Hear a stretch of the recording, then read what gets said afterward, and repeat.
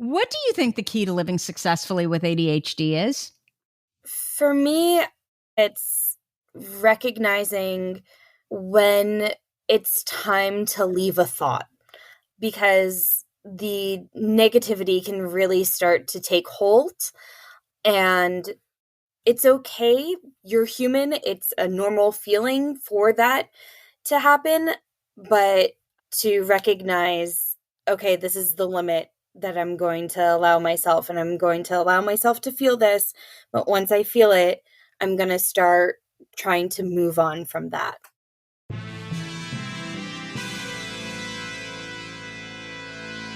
Thomas Edison, Richard Branson, John F. Kennedy, Mozart, Michael Jordan, Will Smith. That sounds like a list of highly successful titans in a variety of vocations. Why is it that we rarely hear that they have or had ADHD? And you know what we hear even less about? Serena Williams, Emma Watson, Mel Robbins, Whoopi Goldberg, Agatha Christie, Erin Brockovich, Cher. Yeah, the successful women navigating ADHD. And that's exactly why I started this podcast, ADHD for Smartass Women. I'm your host, Tracy Otsuka. I'm a lawyer, not a doctor, a lifelong student, now a coach. I'm also the creator of Your ADHD Brain is A-OK, a system that helps people like you figure out what they should do with their life.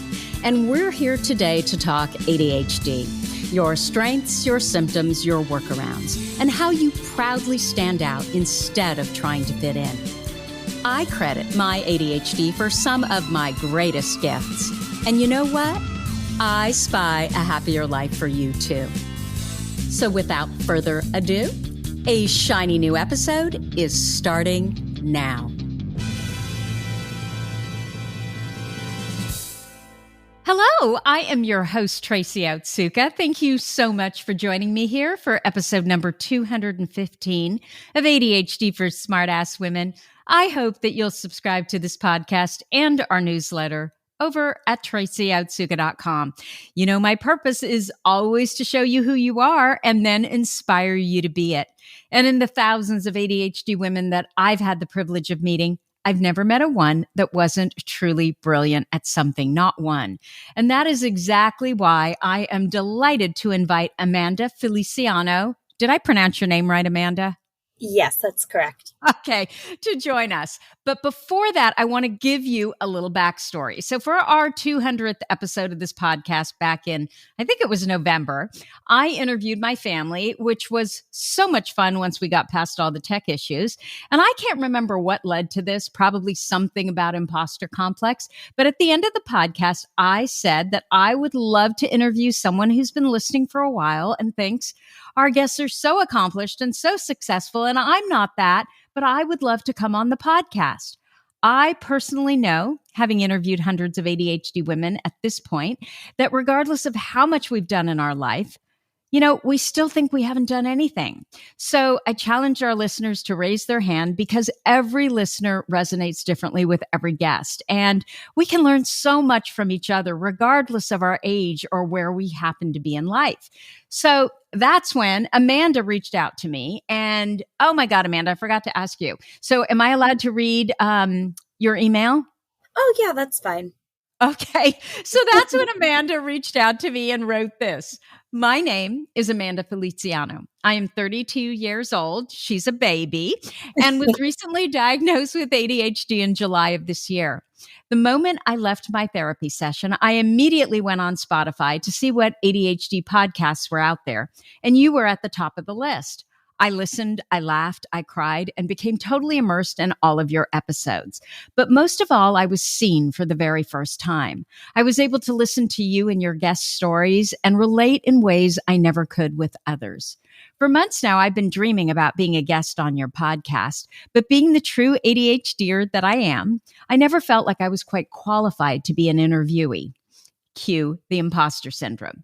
I had only just learned about my diagnoses. I'm only at the very early stages of building the life and career that I want. And what could I possibly contribute? But when I listened to your 200th episode, which I loved, and congratulations. And at the end, when you said to get out of your comfort zone and email you, I immediately listened. Because you know what? We are all on different life paths and journeys. My story of life with ADHD is valid and credible, regardless of how acclaimed I am, how long I've known about my diagnoses, or any other reason that could hold me back. Thank you so much for all you do. I hope to hear back from you and be a potential interviewee on your podcast. So, wasn't that the best thing you've ever heard? Yeah, I thought so.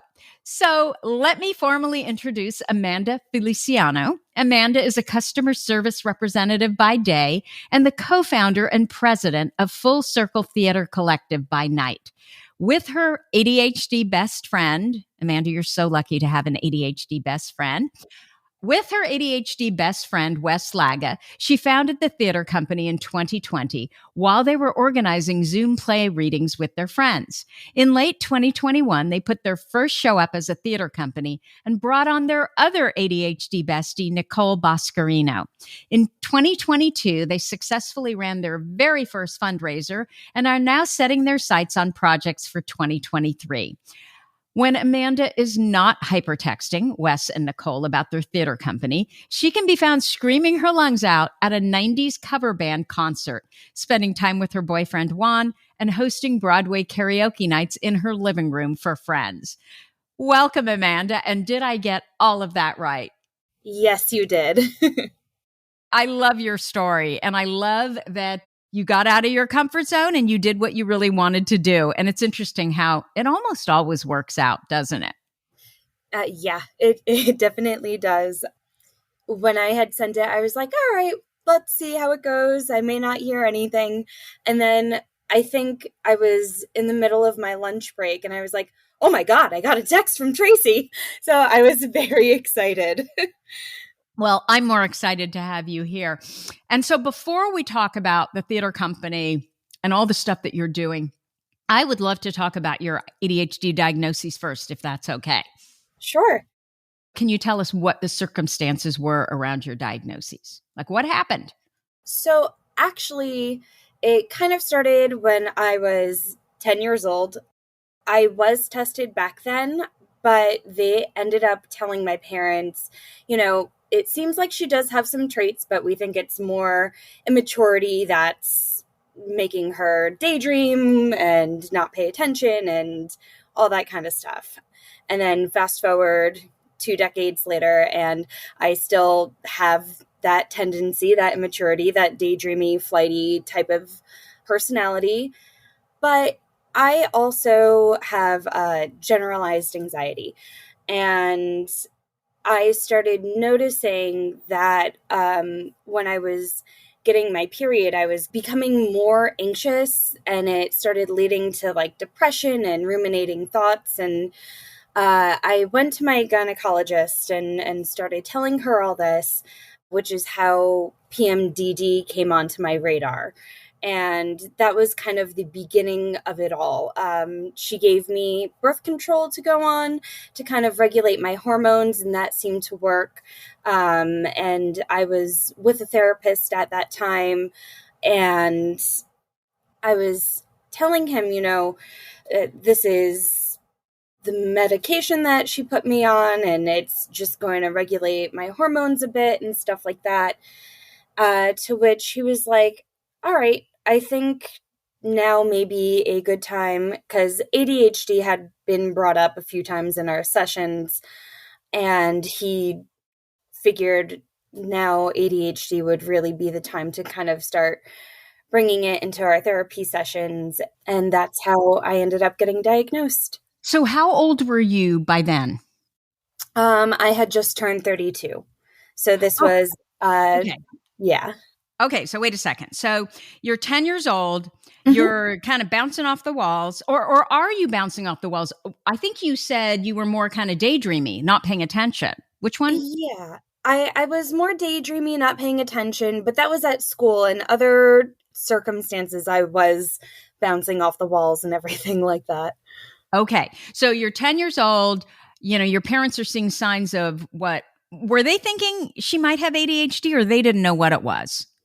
I don't think they knew what it was. I think it was a teacher that brought that to their attention. Okay. So you go to get tested, and the doctors tell you, no, it's not ADHD. She's just immature, which is so insane, right? Because we know that the ADHD brain can be, I think it's up to 6 years behind in development. So that would kind of make sense, right? That maybe Right. you were a little immature. But they said, no, it's not ADHD. And then are you saying that the anxiety started to happen around puberty? It started to happen. So I think I always had anxiety. It started to peak in my late teens, and it just kind of went overboard when I was hitting my 30s. And so that was kind of the start of me trying to figure out, what I can do to regulate it, because I felt I had only felt like myself maybe once a week during the month, and that was it. So I wanted to start exploring why that was starting to happen for me. Okay. So the PMDD, was that diagnosed at puberty, or was that also diagnosed in your 30s? No, that was also diagnosed in my 30s. Wow. Okay. So we do know that there's a correlation between PMDD and premenstrual, what is it? Premenstrual something dysphoria. Yeah, I can't remember the Hold on. exact. I'm going to look it up. It Okay. is premenstrual dysphoric disorder.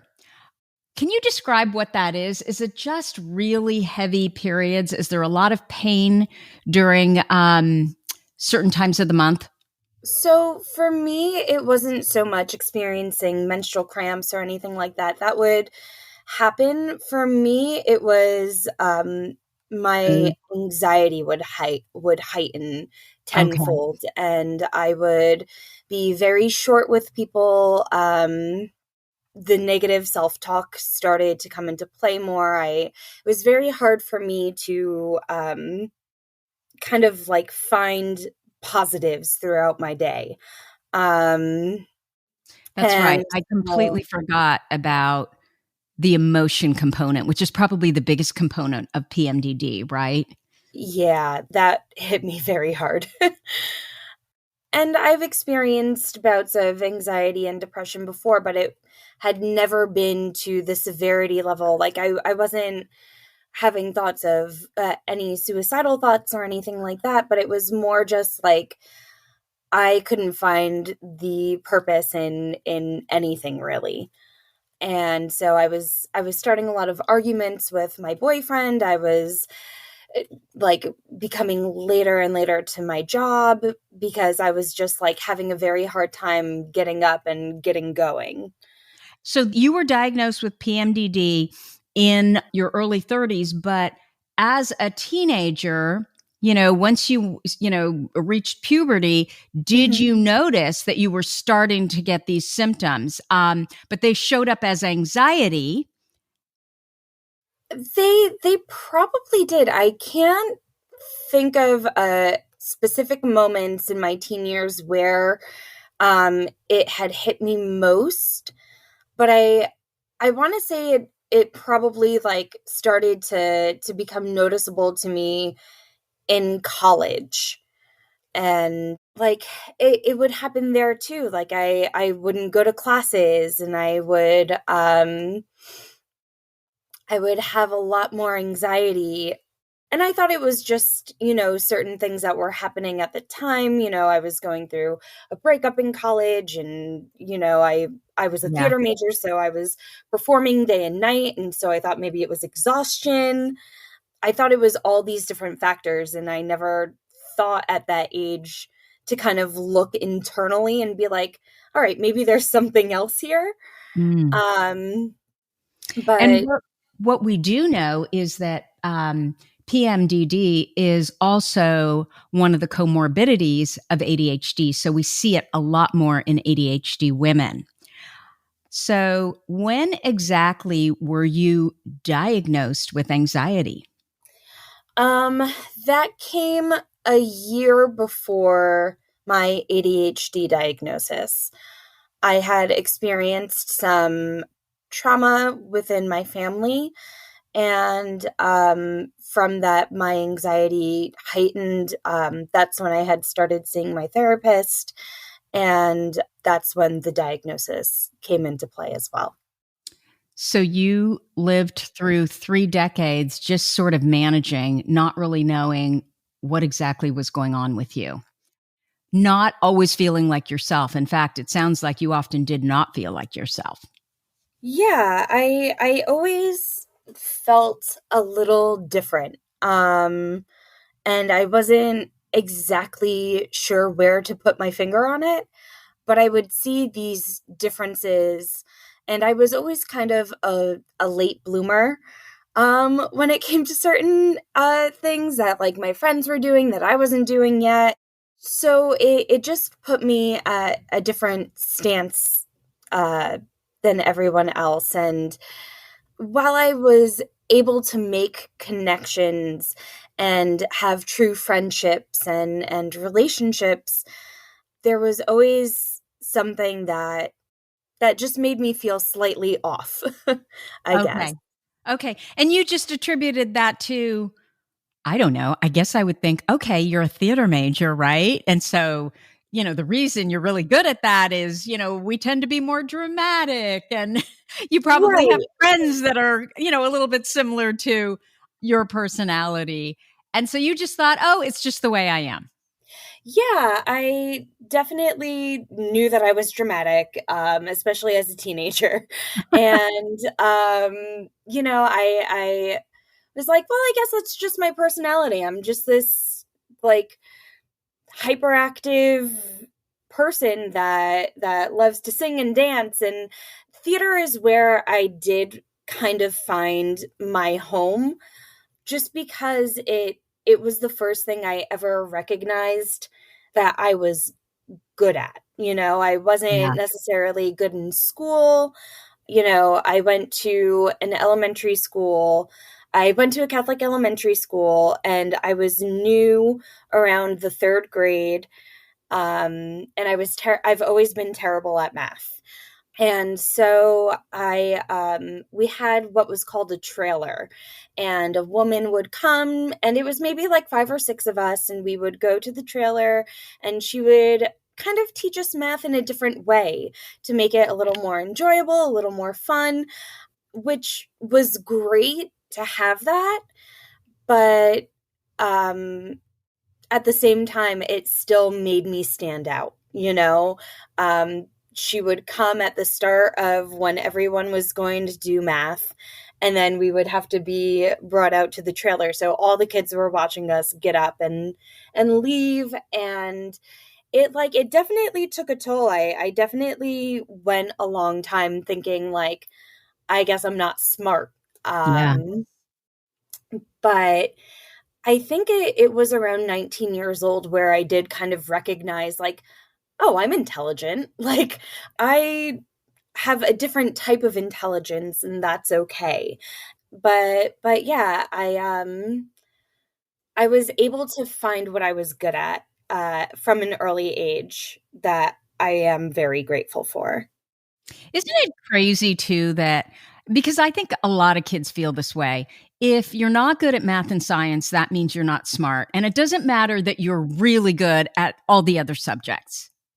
Yeah, and I think that it goes to show what school's kind of preference over other things, and that's the disappointing part, is that, well, sure, they give you school plays and a choir and stuff like that. They don't really give you solid opportunities to be like, well, this is where you shine.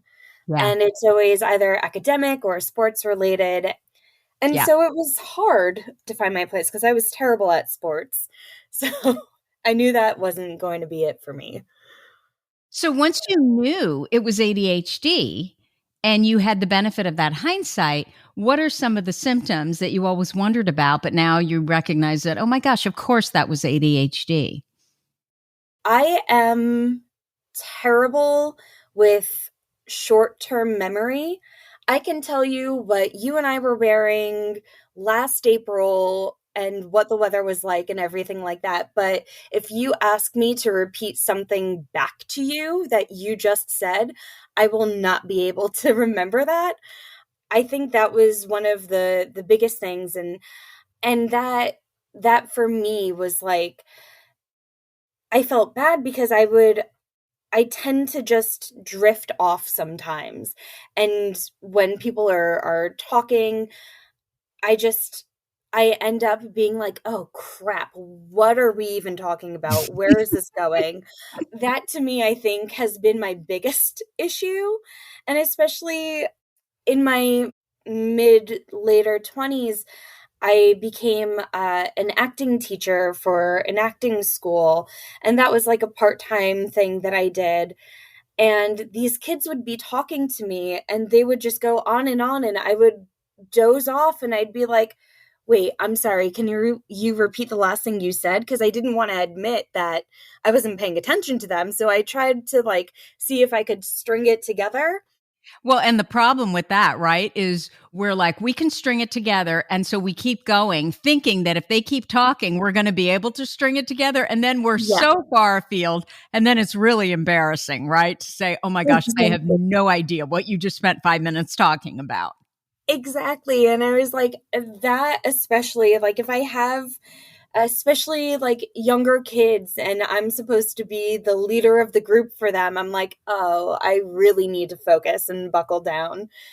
But because I don't want them to think that I'm not caring or I'm not paying attention to them. It's just like you need to tell me things sweet and short, and I'll be able to answer right away. But after, and meanwhile, I can go on and on and on.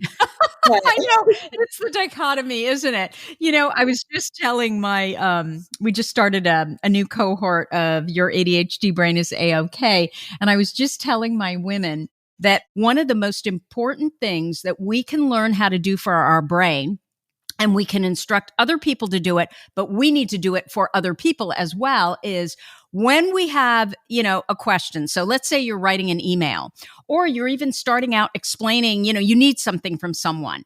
The best thing you can do is give me one short sentence at the very beginning of what it is that you want, right?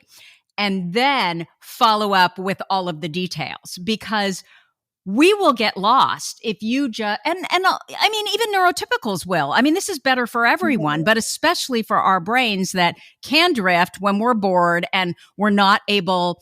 We make really good connections, but when it's the boring and he said and she said and blah, like I'm like, I don't know who said, he said, what said, right. it's terrible. So if you can give me, you know, I need you to go to the store and pick up bread and do that at the very top. And then you can tell me the details of what so-and-so said and why you need the bread and blah, blah, blah. And then I have no problem at all, staying in the conversation. Right. Exactly. And I think that I didn't have that figured out yet. Of course. Especially when I was teaching the kids. And now I am able to kind of be like, okay, tell me the big picture first and then Yes. explain everything else around it.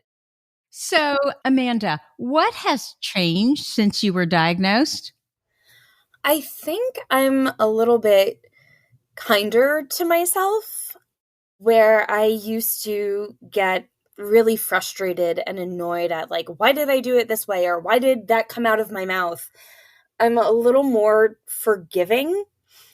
And I also try to keep in my head that that person has probably already forgotten whatever ridiculous thing I just said. And and it's just me that's playing it over and over.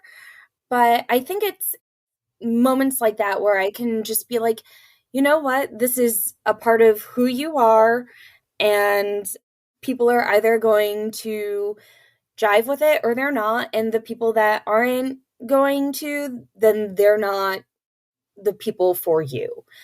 And I think that I've been very lucky with the people that I have in my life and their understanding.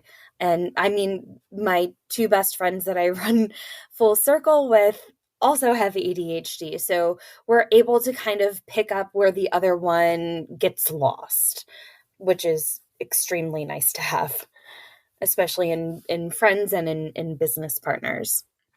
So, what are the gifts that you see that you've been bestowed by your ADHD? I think I am able to be a little more empathetic.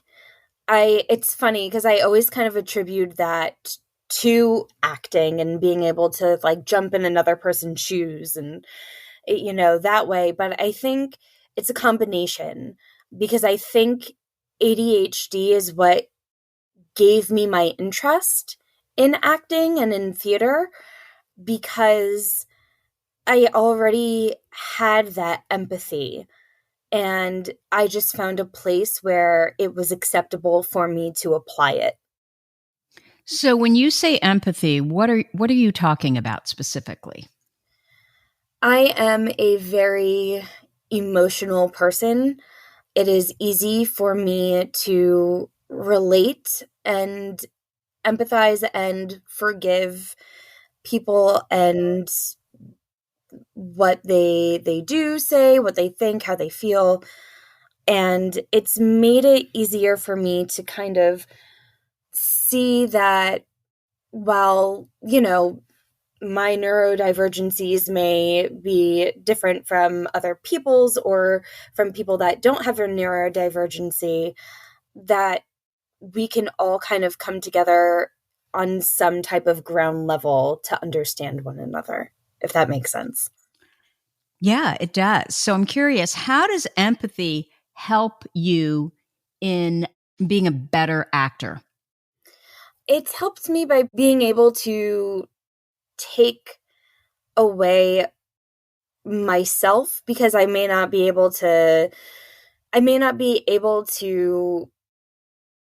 have the same experiences of a character that I'm playing or I need to portray, but I can kind of create a backstory as to why a person would do something that I necessarily wouldn't do. And it helps me create a character a little more in depth. So, are you saying that you can create this character despite the fact that you may not have experienced what that character experienced, but your empathy allows you to relate to what they've experienced, even though you haven't? Yes.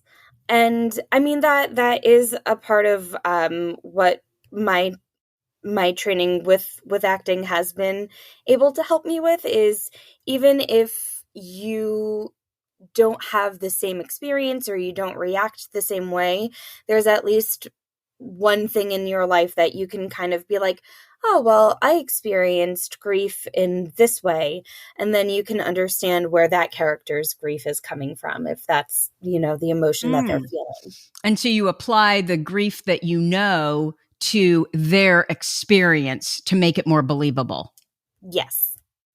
Okay. I never really actually thought about that and ADHD. So I think that's interesting. So I would love to know what made you start your theater company.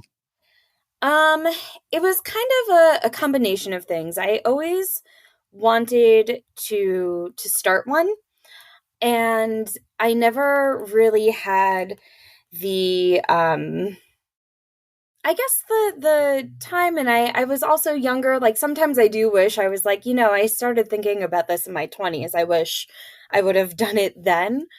But I think I needed a little more experience and I needed the right people in my life, not just to help me put together this theater company, but to also have the support in the background, which I do now have. And so it started in 2020 when the world had kind of shut down and we were all bored and we couldn't visit each other. And my friend Wes and I were like, well, I see a lot of theater companies are doing online Zoom readings. And we were like, why don't we get our friends to do it with us?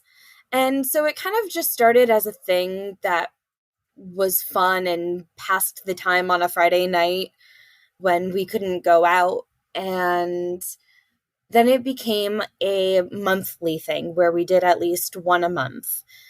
And then Wes and I started toying with the idea of, why don't we create this? And so we did. We actually, the first show that we put on in 2021, we had a Zoom reading for, which was really cool because he ended up getting in touch with the playwright and we recorded it for him, and he had sent it to the cast and everything like that. It was called It's a Disaster, and it was a movie. So he sent it to, and I think David Cross, Julia Stiles, and America Ferrera were in it.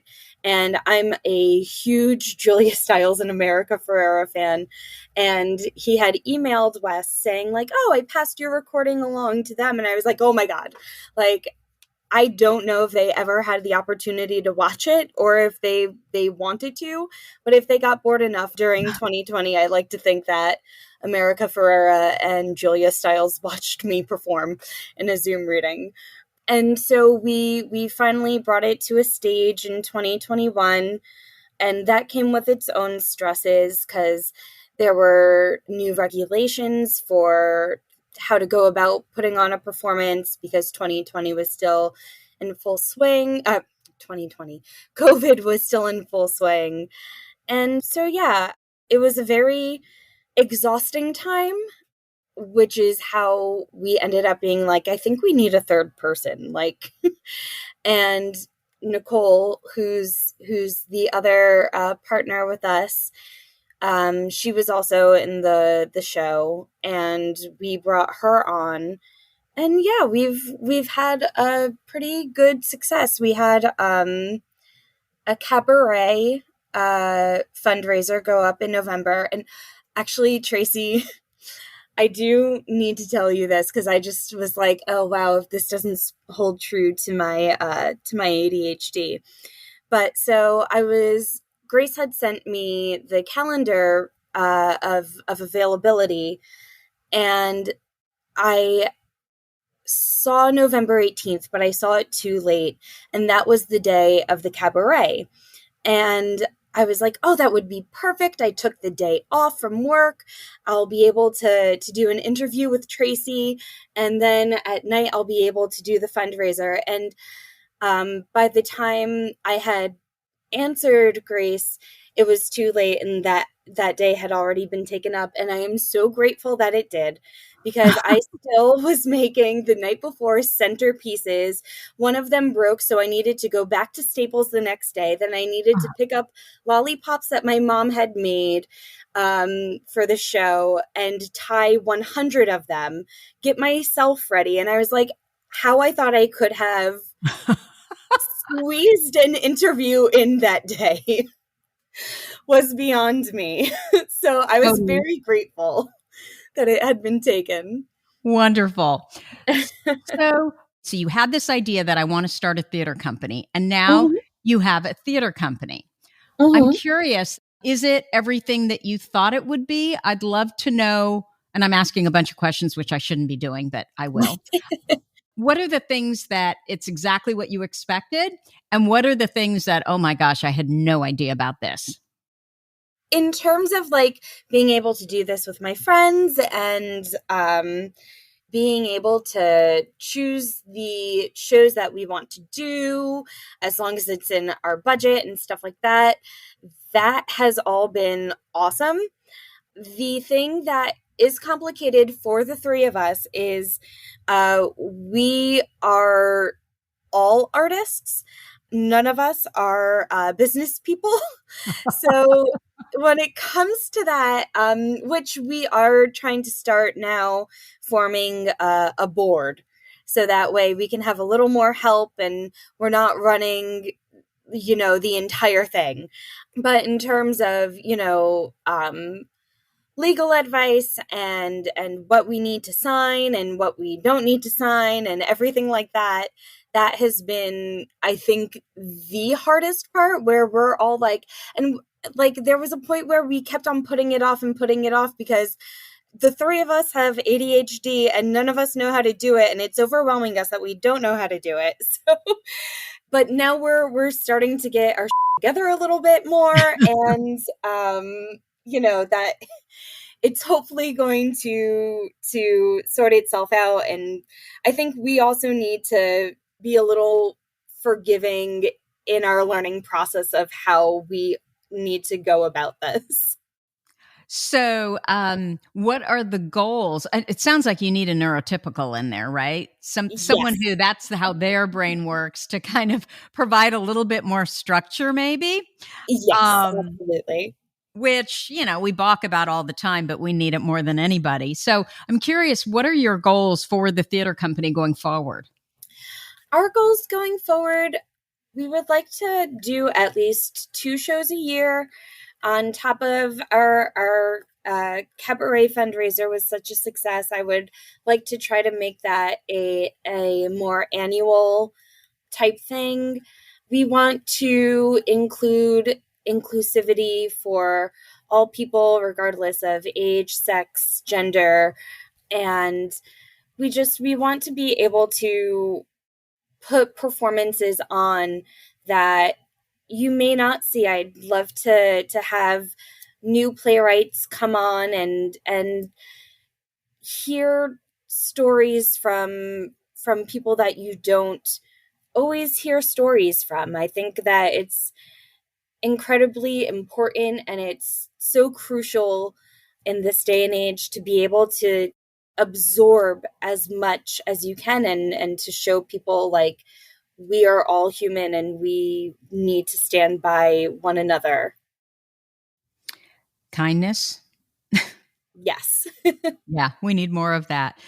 And I'm curious if getting out of your comfort zone and deciding that, okay, I'm going to start this theater company, if that has allowed you to be more comfortable in your like everyday job, meaning that, people are always like, well, I want to live my purpose, and they think they have to quit, their job. And my comment is always, do not throw the baby out with the bathwater until you are absolutely ready to do that. Right.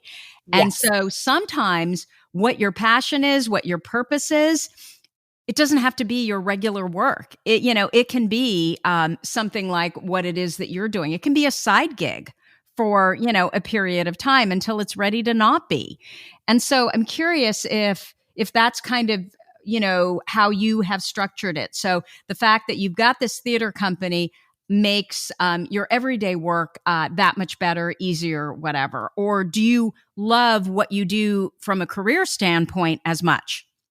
It's funny that you say that because it's something that I definitely did struggle with in the beginning of like I would love to eventually make this a career change for myself. It's made me more patient in the job that I have now because I do have something to go home and look forward to when, we have a Zoom meeting or we're going to a theater location to look at it or something along that nature.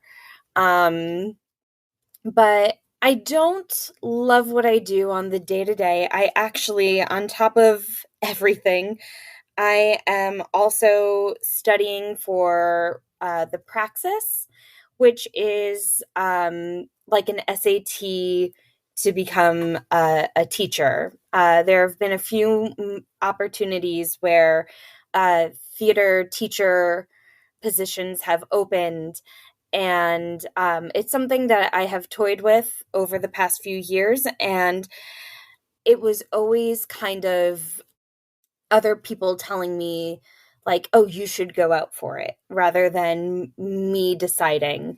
And this last time I had been able to make the choice for myself. And so the praxis is, like you said, it's some sort of standardized test that you have to take in order to become a theater teacher? Yes. Okay. So I want to know how you feel right now. You got out of your comfort zone. You reached out and volunteered to do something that was probably a little scary. I'd love to know. Are you proud of yourself? Like, what are you thinking? I am. This is the first podcast I've ever done or recorded or anything like that, and I'm very grateful to you for allowing me to give me the space to open up and talk about my life for a bit. But yeah, I think that I'm going to walk away feeling good and confident about myself, and it also has helped to just kind of say my life story and to kind of normalize it a little bit more. Okay, so that sounds brilliant, Amanda. And I want to make sure that you remember this feeling. And I want you to reach for it whenever there's something that you really, really want to do for you. So find that feeling, get out of your head, right? Which was, it gives us all those reasons why we shouldn't do something and we shouldn't get into action. And I think a lot of us think, oh, it needs to be a big action, but it can be a little itty bitty action too. I mean, I'm sure, could have thought of all the reasons you shouldn't, but you just shut it down and you said, nope, I'm just going to email her right now, right? Right. Yeah. That was probably, I'm the most impulsive second thinker I know. And that was one time where I was just like, all right, let's act completely on impulse. Let the ADHD happen for you. Yeah. And I think that for many of us, our impulsivity is ultimately maybe not responsible for our success, but a big part of our success because we will just kind of jump at the chance and then think about it later. But then there are other times, right, where we're thinking, and then we never get around to the action. And so I just always think it's so important that when we do those things that make us uncomfortable, that we really feel into it once we've done them. And we feel that, oh my gosh, I'm really proud of myself for doing that dopamine, right? Because then we can teach ourselves how to spike our own dopamine whenever we're feeling, blah or fearful or just plain negative. So I think this is such a good example. And I'm really, really happy that you reached out. And as I'm sitting here chattering away, I realized that, did I ask you what has changed since you were diagnosed? If I you don't did, think so. I've completely forgotten. I think I said I am a lot less down on myself, and I try to be a little more forgiving of what I do, say, think, feel, and also not just try to be forgiving of it, but try to be a little more mindful as to why I'm thinking that way or why I'm feeling that way. Do you have this sense now? Whereas before, the little voice would just chatter away in the head. Oh my God, you're so stupid. Why did you say that? Why did you do that? You're acting like a spaz, whatever, like that our little, that little brain can just chatter away. And now it's almost like you're looking down on you and you're kind of the parent of you and protective of you. And so instead of that chattering, it will be other words like, oh, I don't know. Your brain says, oh, that wasn't the best thing to say. And your parent voice responds with, yeah, but the reason you said it was X, Y, and Z, and this can happen to anyone, and it's not a big deal. And nobody even cares because they're all worried about themselves. Like, is that what has happened? What has changed? Yeah, I think so. Like, I mean, don't get me wrong, the negative talk will still every once in a while find its way in, but I think I'm a little more conscientious of stopping it earlier than letting it sit there and ruminate and make myself miserable for the entire day. Wonderful. We learn, right, that I don't know, we think initially that the brain is just, it goes off on its own and we have no control over it. And I think what really happens with the diagnoses is you suddenly realize just because you think it doesn't mean it's true. Right. Like, actually, when I had gotten the diagnosis, it felt more of a relief than a hindrance for me because then it was like, okay, this is what I have. And now I just need to learn how to control something that I have felt has controlled me for such a long time. Ah, okay. I love that. And so as part of that, focusing less on your weaknesses and spending more time, in your strengths. Yeah, it also opened me up to realizing like even with your weaknesses, it's just because you're new to it. So it's helped me give praise to my strengths, but it's also tried to help me work on my weaknesses. Do you mean that you're more apt to think of maybe a workaround, a different way to approach that weakness that you want to get done, for you? Yes. Yeah. That's yes. Okay. So, what do you think the key to living successfully with ADHD is? Ah, um,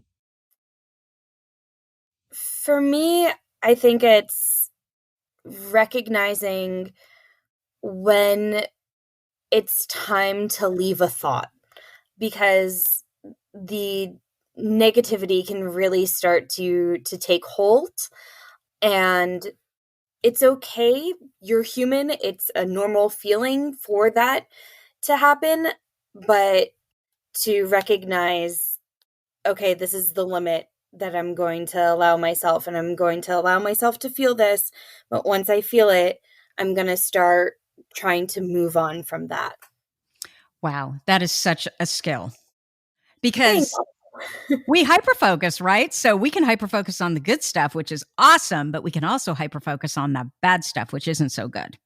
Yeah, absolutely. Has your diagnosis helped you with your anxiety? I think it has because I think my anxiety and my ADHD have kind of gone hand in hand over the years. Mm-hmm. And so ruminating thoughts are something that happens to me a lot, and so I'm able to be aware a bit more, and I'm able to catch when I'm able to catch it quicker. Do you think your anxiety is because of your ADHD, or do you think that it's comorbid, meaning you have both of them? I do think that it's comorbid. Um, I think that it kind of meshes together because I like just from my experiences of like wanting so badly to act, but like my anxiety, it's like there was always a constant tug of war in myself. Um, so I definitely think it's a comorbidity. But is that a lot better now that you've been diagnosed, where Yes, you feel like you can act now? So there's still a little bit of anxiety, but you'll do it. yes. And it's funny because with auditioning, with acting, I always felt that way, but I didn't realize, I guess, like that it kind of goes hand in hand. And so now I kind of think of everything as an audition where I'm like, I'm not going to do it. I'm not going to do it because I don't think I'm going to be the best one there and this and that. And then canceling that negative thought to be like, yeah, but what if they really like me? And what if I put myself out there and like I'm already giving myself the answer before I even find out the truth? And so it's funny how I was able to do that for acting, but I wasn't able to do that for other parts of my life. So now I'm trying to include that into my whole entity rather than just my artistic side. Has medication worked for you, or have you tried it? I have not tried any medication. It's funny because the birth control is really the only thing I take, and I really do think that it's helped regulate some of my hormones. Mm-hmm. Of course. But that's really all that I use. Okay. So, Amanda, where can people find you if they want to know more about you and what you do? So my personal Instagram handle is Amanda_EFF. You can find me if you want to check out Full Circle Theater Collective. Our Instagram handle is the Full Circle Theater Collective. So of course this is where we had our ADHD like switch with the group. Theater for the Instagram handle is spelled THEATRE. And then if people want to email, that's Full Circle Theater spelled THEATER collective@gmail.com. Oh my gosh. Yeah, it got very confusing. We did not know. That's terrible. We didn't know how to spell our company's name when we were creating these things for ourselves. Well, so you that can will need spell to it be both changed. ways, right? Exactly. So I had created the email, Wes had created the Instagram, and then we were like, oh, wait. Oh my gosh. Okay. So- Well, thank you, Amanda. And I am so glad that you got out of your comfort zone and spent time with us here today. Thank you so much for having me. I've had a great time. Wonderful. So have I. So that's what I have for you for this week. If you liked this episode with Amanda, please let us know by leaving a review. Our goal is to change the conversation around ADHD, helping as many women as we possibly can learn how their ADHD brains work so that they too may discover their amazing strengths. You've been listening to the ADHD for Smartass Women podcast. I'm your host, Tracy Outsuka, and we're available on iTunes, Stitcher, Spotify, and Google Podcasts.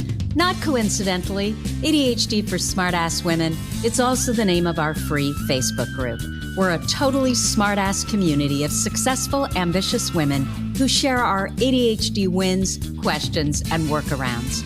Join us at tracyoutsuka.com, where you can also find more information on our Your ADHD Brain is A-OK system. I spy a happier life for us, and I'll see you again next week.